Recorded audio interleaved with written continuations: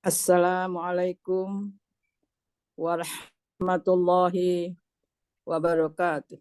Waalaikumsalam warahmatullahi wabarakatuh. Bismillahirrahmanirrahim.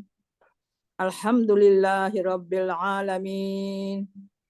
Alladzi arsala rasulahu bil huda wa dinil haqqi liyuzhiru 'alad dini kullih wa kafa billahi syahida. Asyhadu an la ilaha illallah wahdahu la syarikalah wa asyhadu anna Muhammadan abduhu wa rasuluh la nabiyya ba'dah. Alhamdulillah, puji syukur kita panjatkan kepada Allah Subhanahu wa taala yang telah melimpahkan rahmat hidayahnya kepada kita sehingga alhamdulillah kita tetap dalam keadaan iman, tetap dalam keadaan Islam dan istiqomah, dan insya Allah hari ini kita dalam keadaan sehat walafiat. Mudah-mudahan kesehatan kita ini bisa memberikan motivasi kita untuk beribadah lebih bagus lagi, lebih banyak lagi insya Allah. Bapak Ibu yang saya hormati, kita akan membahas surat An-Nur, ya. Ini hubungannya dengan zina, ya. Mudah-mudahan kita bisa memahaminya dan kita dakwahkan supaya menjauhi perbuatan itu. Ini A'udzu billahi minasyaitonir rajim. Bismillahirrahmanirrahim. Suratun anzalnaha wa faradnaha wa anzalna fiha ayatim bayyinatin la'allakum tadhakkarun. Az-zaniyatu waz-zani fajlidu kulla wahidin minhuma mi'ata jaldah wala ta'khudhukum bihima ra'fatun fi dinillahi in kuntum tu'minuna billahi wal yawmil akhir wal yashhad adzabahuma ta'ifatum minal mu'minin.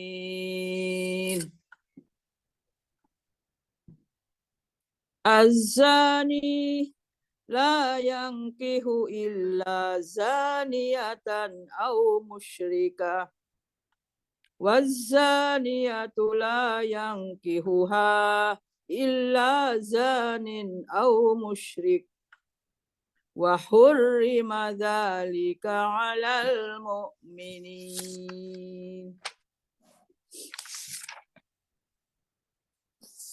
Walladzina yarmunal muhsanati thumma lam ya'tu bi arba'ati syuhada'a fajliduhum samanina jaldah wala taqbalu lahum syahadatan abada wa ulaika humul fasiqun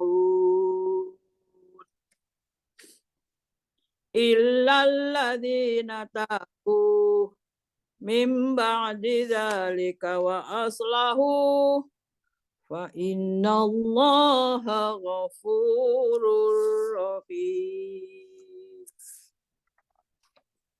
Ya, kita awali surat An-Nur ayat 1. Ya.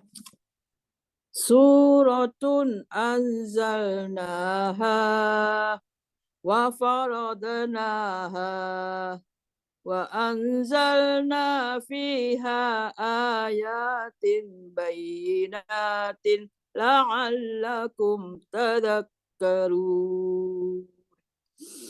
Ini adalah satu surat yang kami turunkan dan kami wajibkan menjalankan hukum-hukum yang ada di dalamnya, dan kami turunkan di dalamnya ayat-ayat yang jelas, agar kamu selalu mengingatnya. La'allakum tadhakkarun, agar selalu mengingatnya. Jadi dalam ayat ini Allah menerangkan tentang kedudukan Al-Quran yang tinggi, ya, diturunkan dari sisi Allah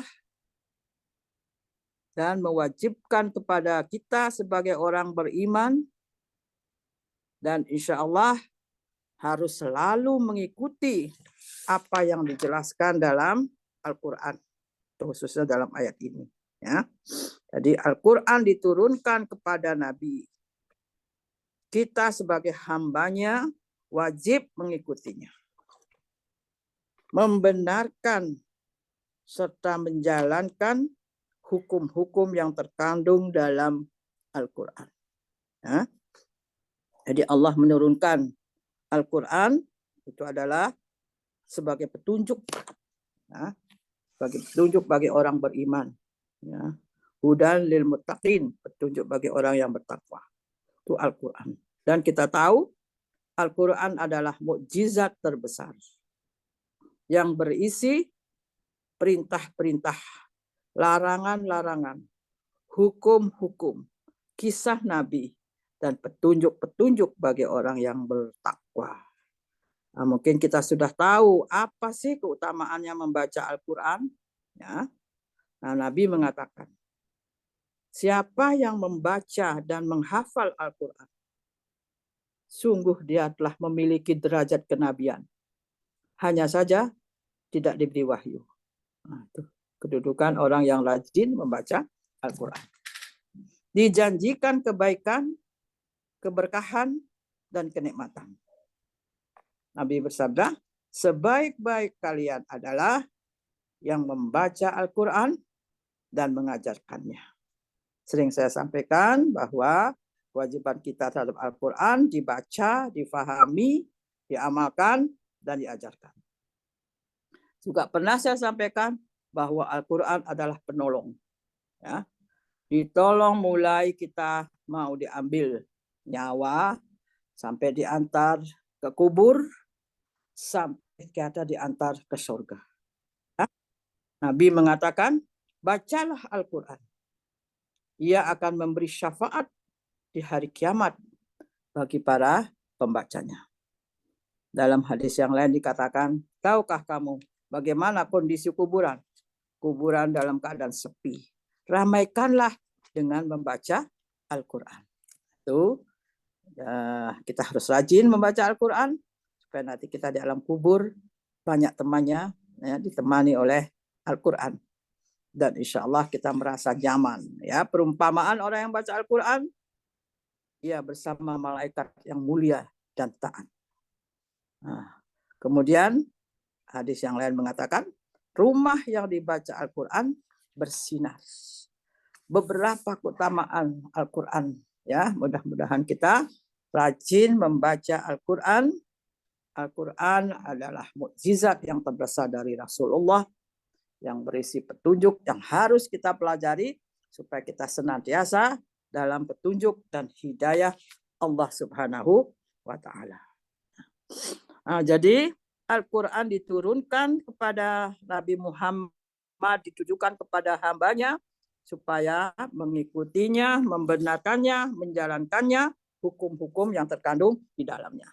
Jadi Allah menurunkan dalam surat ini yang menunjukkan keesaan, kesempurnaan, dan kekuasaan Allah. La'allakum tadhakkarun, supaya kamu mengingatnya.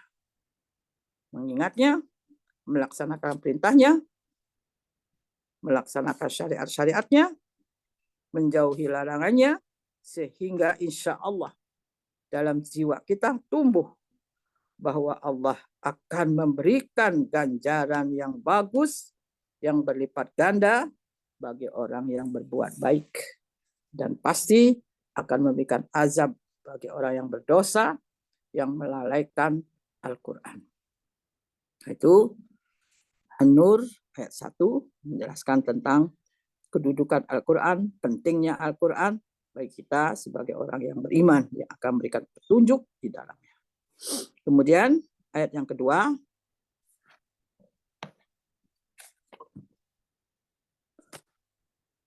Ayat yang kedua, az-zaniyatu waz-zani fajlidu kulla wahidin min huma mi'ata jaldah.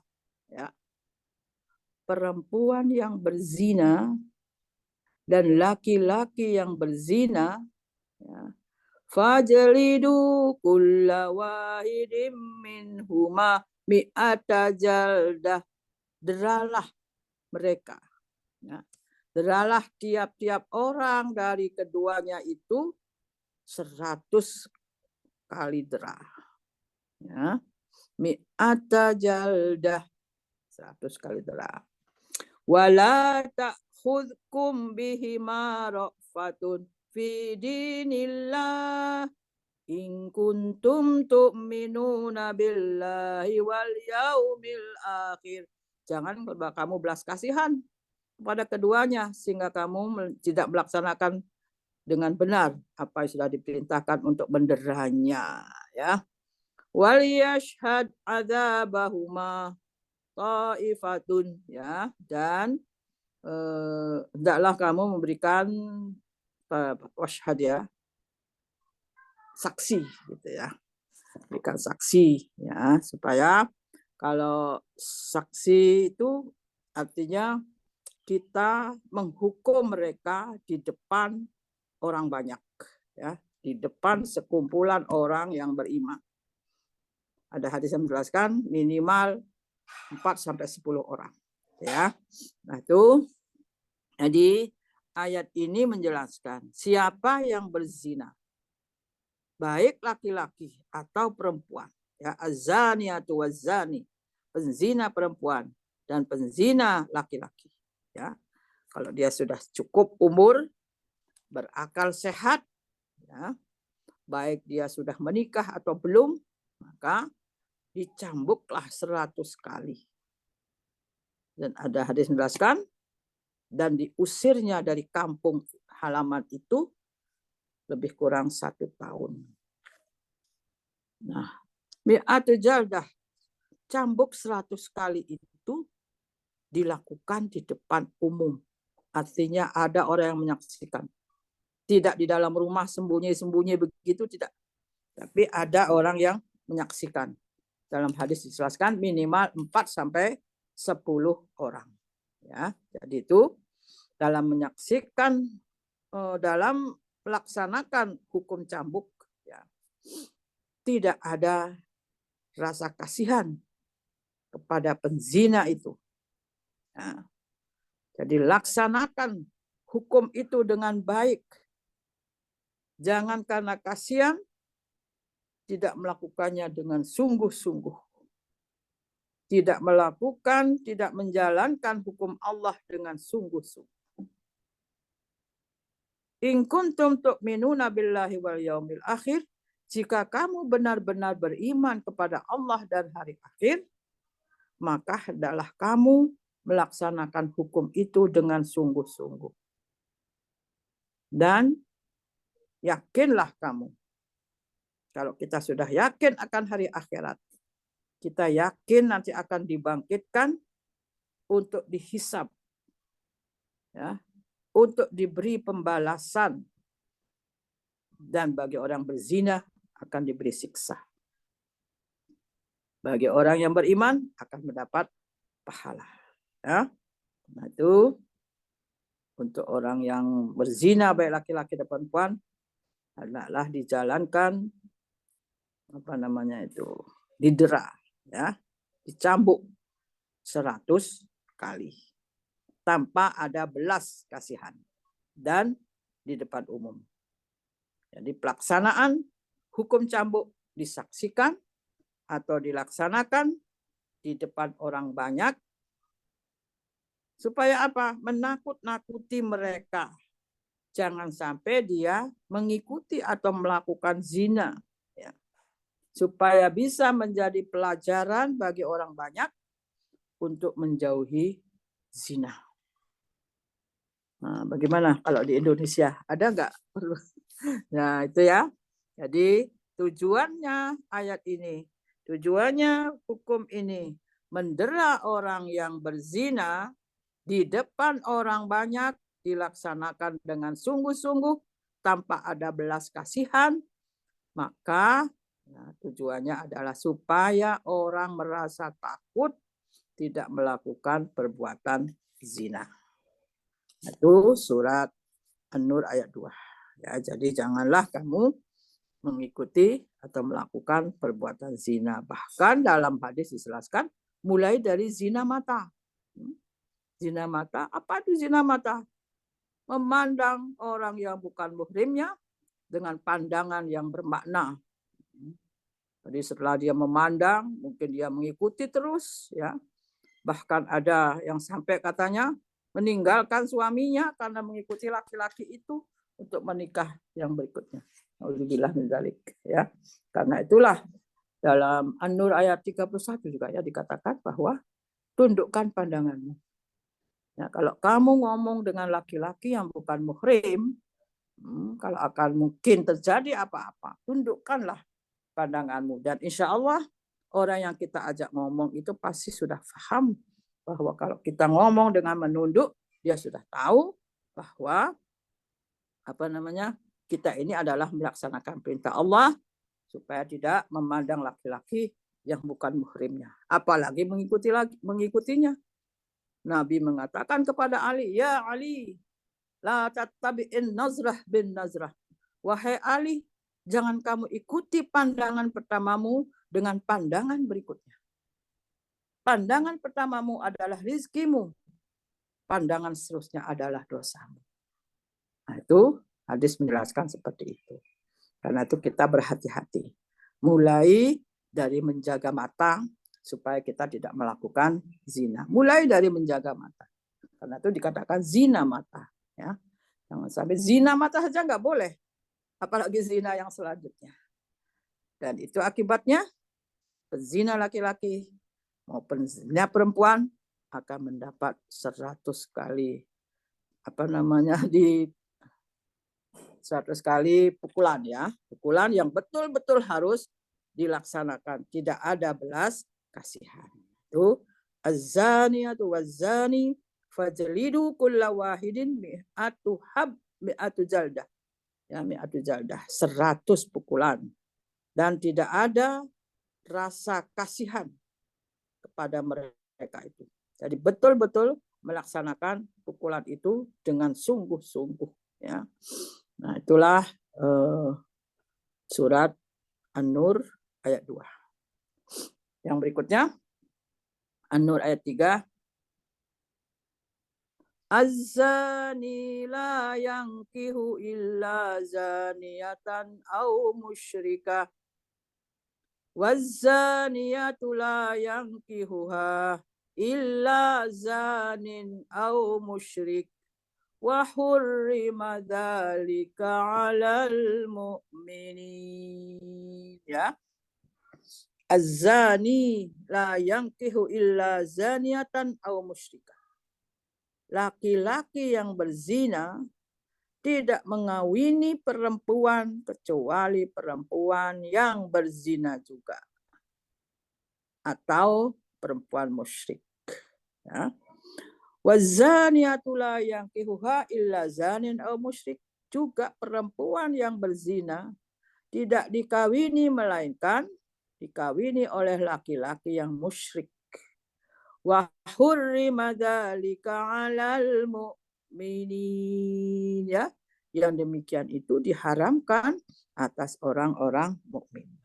Jadi orang yang berbuat serong, ya, orang yang berbuat zina, orang yang berzina, ia tidak ingin menikahi wanita soleh. Pikirannya supaya sama-sama melakukan itu, ya. Dan wanita yang berbuat serong tak ingin dinikahi oleh orang yang saleh. Ya. Bukan berarti penzina sama sekali tidak boleh menikahi perempuan soleh. Juga perempuan penzina tidak boleh dinikahi oleh laki-laki soleh. Ya.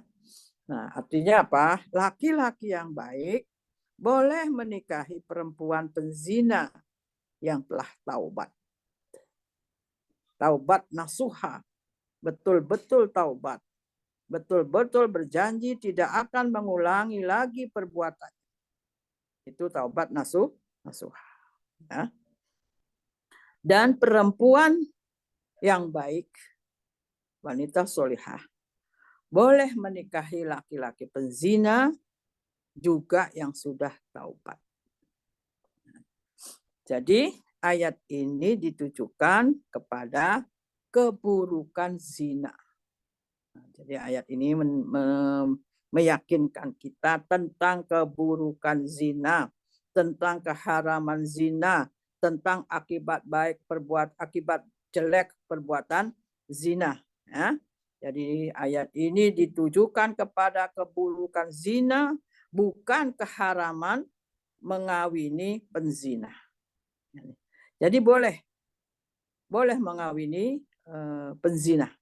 Laki-laki soleh boleh mengawini perempuan yang penzina, tapi sudah taubat. Demikian juga sebaliknya. Gitu ya. Jadi ayat ini ditujukan kepada kaum mukmin bahwa perbuatan zina itu haram. Ya. Tidak layak. Dalam surat Isra ya dijelaskan. Wala taqrabuz zina innahu kana fahishatan wa sa'a sabila. Ya. Wala taqrabuz zina. Jangan kamu mendekati zina. Mendekati saja tidak boleh. Karena itulah tadi saya katakan, jangan memandang laki-laki yang bukan muhrimnya dengan pandangan yang bermakna. Kalau memang ada maknanya dalam hati itu, maka mulailah menghindari memandang laki-laki itu. Nah, itu ya. Jadi ayat ini ditujukan kepada orang mukmin bahwa perbuatan zina itu haram, tidak layak dan tidak wajar dilakukan orang mukmin. Tadi saya jelaskan, wala taqrabuz zina. Jangan kamu mendekati zina. Mendekati saja tidak boleh. Dan wala larangan di sini haram. Kenapa tidak boleh? Innahu kana fahisyatan. Dia adalah perbuatan yang keji, wasa asabila, dan jalan yang sejelek-jeleknya. Nah itu wala taqrabuz zina. Dalam surat Al-Furqan juga kan ada wala yaznun gitu ya. Jangan kamu berzina. Ya. Nah itu jangan di sini itu berarti haram. Nah itu az-zani la yankihu illa zaniatan aw musyrikah. Waz-zaniatu la yankihu illa zanin aw musyrikun wa hurrima dzalika 'alal mu'minin. Jadi laki-laki penzina tidak mengawini melainkan orang perempuan yang berzina. Demikian juga sebaliknya. Nah, artinya apa? Karena dia orang tidak baik, maka dia tidak akan mengambil orang yang baik. Nah, kecuali dia sudah taubat. Laki-laki yang penzina itu sudah bertaubat sungguh-sungguh, sudah bertaubat nasuha, maka dia boleh mengawini wanita yang soleh. Dan wanita yang soleh itu juga mau dikawini oleh dia karena dia itu sudah bertaubat dengan sungguh-sungguh. Karena itulah ini menjelaskan bahwa perbuatan itu perbuatan yang sangat tidak baik, perbuatan yang keji, jauhilah. Ya. Wala taqrabuz zina innahu kana fahisyatan wa sa'a sabila. Itu ayat 3. Sekarang ayat yang keempat. Walladzina yarmunal muhsanati thumma lam ya'tu bi arba'ati syuhada fajliduhum samanina jaldah wala taqbalu lahum syahadatun abada wa ulaika humul fasiqun. Orang-orang yang menuduh wanita baik-baik berbuat zina. Summalam ya'tu bi arba'ati syuhada, dan dia tidak bisa mendatangkan 4 orang saksi bi arba'ati syuhada fajliduhum samanina jaldah. Maka deralah mereka, cambuklah mereka. Mereka yang menuduh tanpa saksi itu samanina jaldah. 80 kali dera. Wala taqbalu lahum syahadatan abada. Jangan kamu terima kesaksiannya untuk apa saja dan selamanya. Wa ulaika humul fasiqun. Mereka itulah orang-orang fasik. Nah, jadi orang yang menuduh perempuan baik-baik berbuat zina, ya, tidak mendatangkan 4 saksi yang adil yang menyebutkan atau menyaksikan apa yang dituduhkannya itu, dan dia melihat dengan mata kepala sendiri bahwa perempuan itu berzina. Maka mereka yang menuduh itu dicambuk 80 kali sebagai hukuman atas tuduhan yang tidak dibuktikan kebenarannya atau tuduhan bohong atau tuduhan palsu. Nah, ini bukan masalah kecil itu menuduh. Kenapa kok bisa menuduh? Ya mungkin karena ada rasa tidak enak, ada rasa iri ya kepada wanita baik itu, sehingga dia menuduhnya bahwa wanita itu telah berzina, ya, padahal dia tidak melihatnya. Nah, itu adalah tuduhan yang bohong.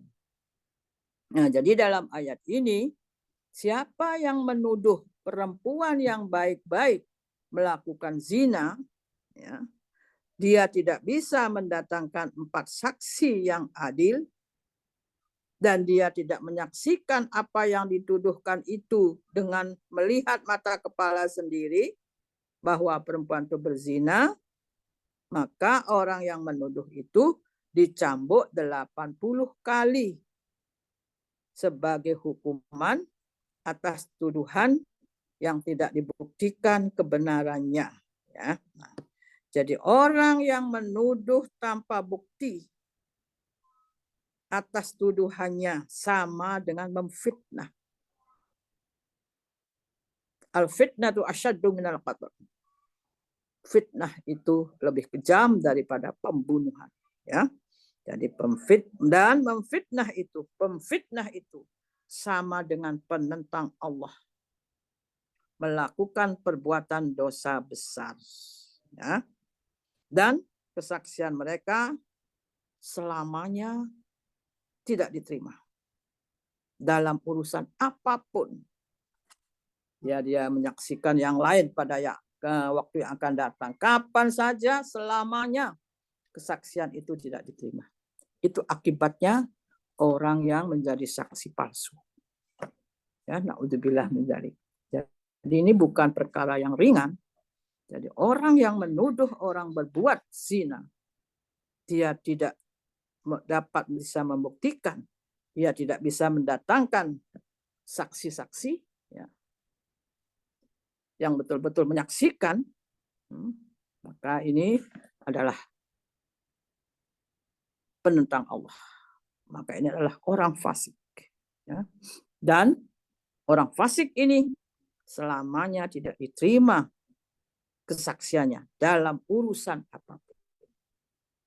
Dan mereka mendapat 2 azab, yaitu azab dunia dan akhirat. Apa itu azab dunia dan akhirat? Di dunia dia dicambuk 80 kali. Semua kesaksiannya ditolak selamanya. Dan di akhirat dia pasti mendapat azab yang pedih. Ya.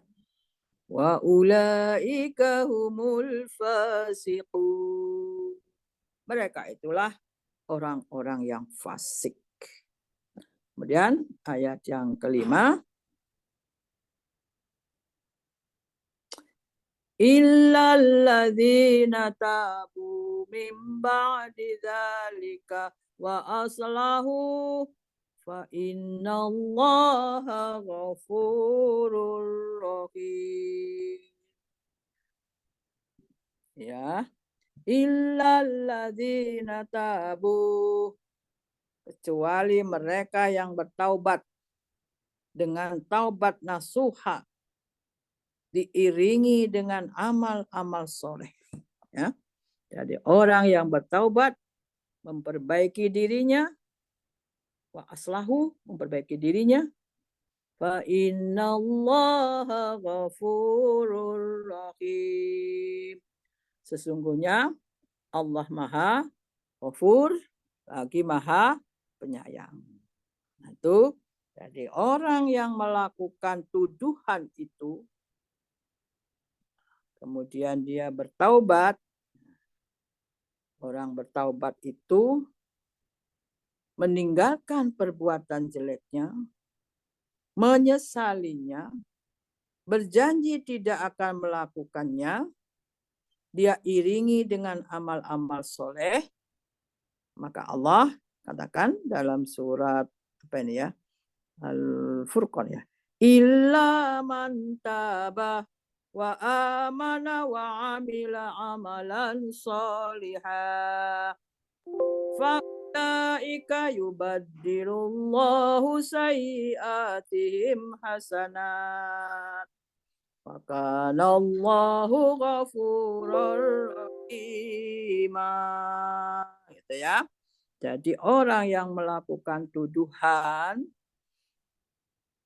kemudian dia sudah jadi azab gitu ya, sudah di fajliduhum sama Nina Jaldah, sudah didera, dan akibatnya juga dia tidak diterima persaksiannya.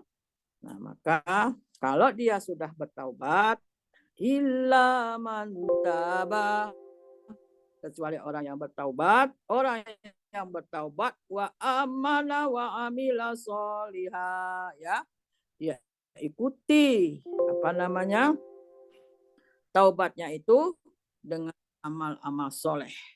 Faulaika yubaddilullahu sayyiatihim hasanat, maka dia akan diganti kejelekan-kejelekannya itu dengan kebaikan-kebaikan. Jadi orang yang bertaubat dengan sungguh-sungguh taubat nasuha, maka Allah akan memberikan hidayah kepadanya untuk tidak melakukan kejahatan, tetapi dia ganti dengan hasanat, dengan kebaikan-kebaikan. Wa kana Allahu ghafurur rahima, ya. Maka Allah Maha Pengampun, lagi Maha Penyayang. Itu tentang taubat. Nah, jadi ayat surat An-Nur ini menjelaskan tentang bagaimana kedudukan Al-Quran, bagi kedudukan orang yang berzina, ya, yang harus didera 100 kali di depan orang banyak, dan juga menjelaskan tentang wanita yang berzina boleh kawin dengan laki-laki yang baik, dan laki-laki yang baik boleh juga kawin dengan wanita penzina, ya. Kemudian ayat yang keempat, orang yang menuduh perempuan baik berbuat zina, tidak mendatangkan 4 saksi, maka dia harus juga didera 80 kali, ya. Dan saksinya tidak diterima kapan saja, saksi apa saja itu ditolak selamanya, kecuali orang yang bertaubat. Illalladzina tabu min ba'di dzalika, kecuali orang yang bertaubat dengan taubat nasuha, ya. Nah, ingatlah bahwa Allah Maha Pengampun lagi Maha Penyayang.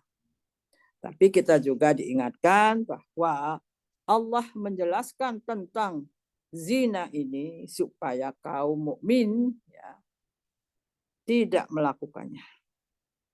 Karena larangan di sini. Wala itu artinya jangan dalam Al-Quran haram. Wala taqrabuz zina, jangan kamu mendekati zina. Kita sudah jelaskan, bukan zina hubungan suami istri begitu, tapi mulai dari zina mata. Nah, mudah-mudahanlah ayat ini memberikan hidayah kepada kita supaya kita kaum muslimin muslimat tidak melakukan perbuatan itu dan kita bisa melarang orang yang melakukan itu. Ya. Jadi sebelum dia melakukan kita sudah memberikan dakwah kepadanya, jangan sampai dia terjerumus dalam perbuatan-perbuatan yang keji itu. Itulah surat An-Nur, ya.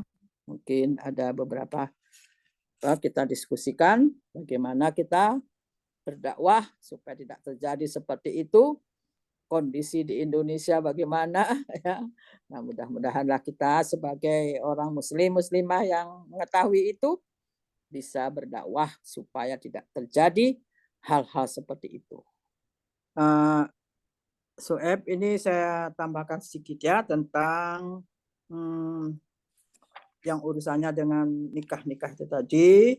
Dalam surat An-Nisa tadi disebutkan wala tangkihu ma nakaha ba'ukum minan nisa illa ma qad salaf innahu kana fahisyatan wa maqtan wa sa'asabila. Ya, ini juga dijelaskan janganlah kamu menikahi perempuan-perempuan yang pernah dinikahi ayahmu atau ibu tiri misalnya.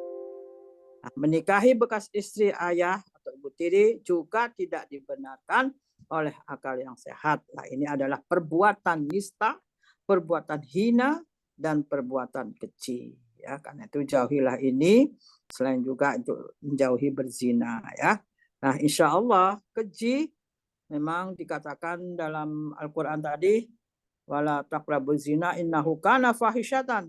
Dia adalah perbuatan yang fahisyah, perbuatan yang keji, dan disebut juga sejahat-jahat perbuatan.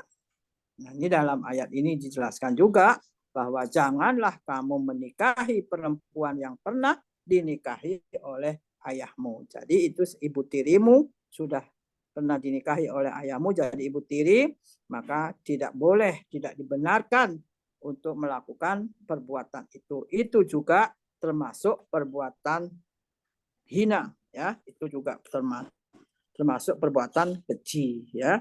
Juga dalam surat An-Nisa ya 23 24 itu juga dijelaskan haram mengawini ibumu, anak perempuanmu dan saudara-saudaramu. Jadi itu mahram ya. Jadi haram mengawini mahram. Itu Allah mengharamkan kamu untuk menikahi, untuk tidak menikahi ya, ibu tirimu, mengharamkan Allah mengharamkan untuk tidak menikahi ibu tirimu, juga nenekmu, anak perempuannya atau cucunya atau saudara-saudara perempuanmu, seayah, seibu atau seayah saja atau seibu saja. Nah, itu yang tidak dibolehkan, itu juga termasuk haram karena kita harus berhati-hati. Juga anak perempuan dari saudaramu laki-laki, ponaan ya. Anak perempuan dari saudaramu perempuan, baik seayah, seibu, seayah atau seibu saja, itu juga tidak boleh. Ya.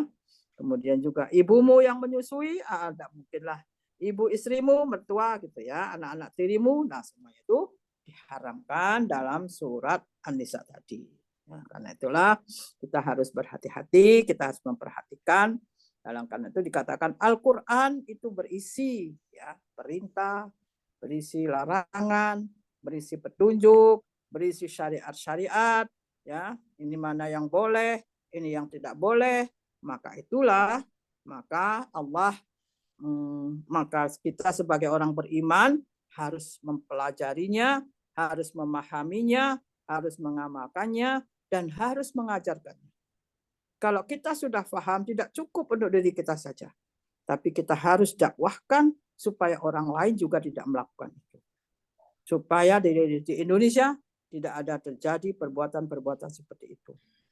Meskipun kalau dikatakan yang tersembunyi, gitu ya, mungkin dia tersembunyi, tapi kalau sudah jelas, pernah kan saya membaca di mana itu ya, ada sebuah peristiwa gitu ya. Jadi orang laki perempuan berkumpul di hotel, ya, bukan suami istri ya, atau bahkan mungkin dia tukar suami istri. Kemudian saat itu dia melakukan nikah siri. Jadi seakan-akan dia itu suami istri. Kemudian masuk kamar dia sehari sudah itu Padahal itu bukan istrinya, tapi dia tukar istri zina. Itu juga tidak boleh. Naudzubillah min dzalik, juga termasuk zina. Itu ada peristiwa seperti itu. Jadi dia mengatakan, saya kan sudah nikah. Gimana syaratnya nikah? Itu kan harus tidak punya suami, sudah cerai selama sekian bulan, baru dia boleh nikah lagi. Lah ini malam itu dia ketemu, malam itu dia melakukan nikah siri, lalu dia melakukan hubungan suami istri, ya itu termasuk zina, fahisyah, perbuatan yang sangat keji. Ya, mungkin Bapak Ibu juga pernah melihat orang-orang yang melakukan itu, karena sekarang di Indonesia kan juga diorganisir ya. Naudzubillah min dzalik. Itu tugas kita. Ya, tugas kita untuk melakukan larangan-larangan kepada mereka yang melakukan itu. Baik ya lakukan sembunyi-sembunyi ya, atau juga ya, zaman sekarang terang-terangan di pinggir jalan menyegat orang gitu ya. Ya, la taqrabuz zina innahu kana fahisyatan wa sa'a sabila. Ya, itu dari surat Isra 32 itu tadi ya, saya sudah sampaikan itu. Jangan kamu mendekati zina, sesungguhnya zina itu adalah perbuatan keji dan satu jalan yang buruk ya. Isra 32 itu. Jadi larangan Allah dalam ayat ini, jangan mendekati zina ya. Mendekati adalah melakukan perbuatan yang merangsang melakukan zina. Tadi saya katakan mulai dari zina mata. Ya. Jadi mungkin pandangannya melirik, pemandangan yang bermakna gitu ya. Dia melakukan pendekatan. Nah, itu sudah melakukan pendekatan perbuatan zina. Karena itulah jangan mendekati zina. Ya, mendekati zina saja tidak boleh. Jadi mendekati perbuatan zina dilarang. Mendekati dilarang, apalagi melakukannya. Nah, ini larangan keras yang benar-benar harus dijauhi. Kita bisa menjauhinya, tetapi bagaimana? Mungkin ada teman kita, sahabat kita, atau tetangga kita, atau ada orang-orang lain yang kita tahu bahwa dia melakukan itu, maka kita mempunyai kewajiban untuk menasehatinya supaya jangan sampai dia tidak melakukan itu. Ya, jadi zina adalah perbuatan keji dan dosa besar. Karena itulah kita harus melarangnya. Beranikah Bapak Ibu? Di depan mata kita pada waktu ngelencer ada orang melakukan itu, beranikah kita melarangnya? Bismillah. Katakanlah yang benar, walaupun itu pahit. Ya. Nah, zina adalah perbuatan keji dan dosa besar yang mengakibatkan kerusakan yang jelas sangat merugikan. Ya, artinya apa? Contohnya misalnya, seorang lahir dari perbuatan zina, tidak jelas keturunannya. Siapa bapaknya? Karena bukan hasil pernikahan. Ya. Dia terhambat untuk melangsungkan keturunannya. Mungkin akibatnya anak itu tidak ada yang mau menikahinya karena keluarganya tidak jelas. Ya. Terhambat mungkin dalam pendudukan hukum. Nah, itu. Nah, kemudian banyak terjadi pembunuhan karena zina. Jadi dia hamil, ayahnya belum dia nikah, maka anaknya dibunuh. Atau anaknya dibuang sudah lahir dan sebagainya. Itu kan akibat daripada zina. Ya. Dan itu pasti merusak ketenangan hidup berumah tangga. Kalau yang berzina itu masih punya istri atau masih punya suami. Itulah bahayanya zina. Selain Allah mengharamkannya, itu bahayanya yang kita atau akibat-akibat yang kita terima dalam kehidupan di dunia. Ya, jadi anak hasil perbuatan zina itu tidak jelas keturunannya. Sehingga dia namanya siapa? Binti siapa? Padahal kalau kita menulis nama itu misalnya Wajidiyah binti Junaidi Hamzah. Wajidiyah binti Junaidi. Junaidi bapak saya. Nah, kalau dia tidak punya bapak, siapa nama dia gitu ya. Nah, itu sekarang juga selamanya dia akan merasa rugi itu. Kasihan juga anak tersebut ya. Dan juga dia mungkin orang ragu-ragu akan mengawininya karena dia tidak punya keluarga. Nah, itu ya. Nah, itulah akibat daripada perbuatan zina. Karena itu jauhilah perbuatan zina insya Allah kita berusaha untuk menjauhinya. Kita selalu berdoa mohon pada Allah supaya dijauhkan dari perbuatan itu dan berdoa kepada Allah. Mudah-mudahan kita bisa melarang orang yang melakukan seperti itu. Jadi kita untuk diri kita dan juga untuk orang lain. Bapak Ibu yang berbahagia, mari kita tutup pengajian kita pada pagi hari ini dengan berdoa. Bismillahirrahmanirrahim. Alhamdulillahirabbil alamin. Hamdasy syakirin, hamdan na'imin, hamdaz zakirin, hamdan yuwafi ni'amahu wa yukafi mazidah. Ya Rabbana lakal hamdu kama yanbaghi lil karim wa azimi sultanik. La ilaha illallah rabbul arsyil azim. La ilaha illa anta subhanaka inni kuntu minaz zalimin. Ya Hannan, Ya Mannan, Ya Badi'us samawati wal ard, Ya Dzal Jalali wal Ikram. Rabbana taqabbal minna innaka antas samiul alim. Wa tub alaina innaka antat tawwabur rahim. Allahumma inna nas'aluka ilman nafi'ah wa rizqan tayyibah wa amalan salihah wa amalan mutaqabbalah wa waladan salihah wa taubatan nasuha wa taubatan qabla al-maut wa rahmatan indal maut wa maghfiratan ba'dal maut wal fawza bil jannah wan najata minan nar. Rabbana innana sami'na wa ata'na ghufranaka rabbana wa ilaikal masir. Rabbana la tu'akhidna in nasina aw akhtana. Rabbana wa la tahmil alaina isran kama hamaltahu ala alladhina min qablina.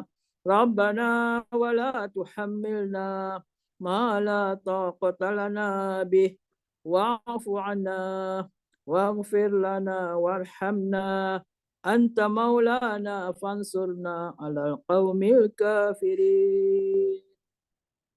Allahumma inna nas'alukal huda wat tuqa wal afaf wal ghina. Allahumma inna nas'alukal jannah. Allahumma inna nas'alukal jannah. Allahumma inna nas'alukal jannah.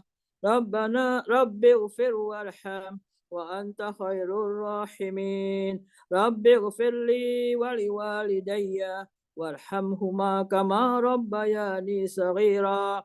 Rabbana atina fid dunya hasanah wa fil akhirati hasanah wa qina adzaban nar wa adkhilnal jannata ma'al abrar. Ya Aziz ya Ghaffar ya Rabbal alamin. Subhana rabbika rabbil izzati amma yasifun. Wassalamun alal mursalin. Walhamdulillahi rabbil alamin. Amin, amin, amin. Ya Rabbal alamin.